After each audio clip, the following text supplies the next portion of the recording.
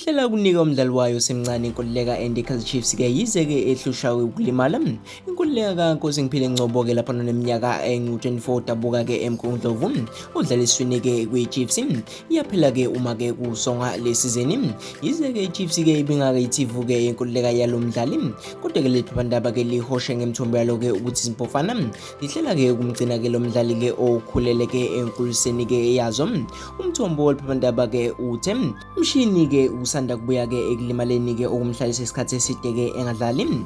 Usengumqemane-ke uyabuya kancane kancane, ikhona nje ukuthi-ke ushoda-ke ngemidlalo ukuze-ke ubaqatha kwakhe-ke laphana kubuyele-ke esimeni. Yize-ke kunjalo-ke kuvela ukuthi-ke Chiefs-ke izomgcina-ke futhi-ke izomnika laphana inkontileka-ke and okwamanje-ke kake kaziqali-ke izindaba-ke zabadlali abaphelelwe izinkontileka. Kodwa-ke umshini-ke usazohlala laphana kwi-Chiefs kubeka-ke umthombo. Leli phephandaba-ke lishayele uvini amaphosa zokuxhumana-ke kwi-Chiefs ngalolu daba weluleke ukuba-ke lifake-ke kwi-diary. Uthe-ke njengoba-ke kwi-Cafe lifakele ikilabhu-ke kayikhulumi-ke ngezinto-ke ezithinta-ke abadlali.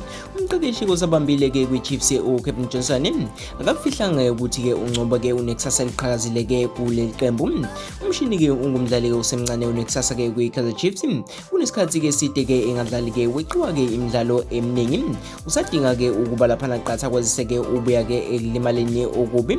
Njengoba-ke sanda-ke kubuya nje uyazikhombisa-ke izimpawu zokuba-ke umdlalo sezingeni-ke eliphezulu. Uma-ke engabuyela-ke esimeni-ke ngokushesha akangabazi-ke ukuthi-ke uzodlala njalo, usho-ke uJohnson. Uyengenza kwethu-ke lezi ndaba-ke engithe ngakuthola zona, mina sengiphuma njalo-ke ngiyintatheli yebhola yaku-YouTube. Ngaphambi kokuqala-ke kubona le video noma ungena kule channel yethu, cigcinezele usubscribe uzokwazi ukuthi uthole zonke-ke indaba-ke sikubela zona ngolimi kaMageba isiZulu eziqiniso.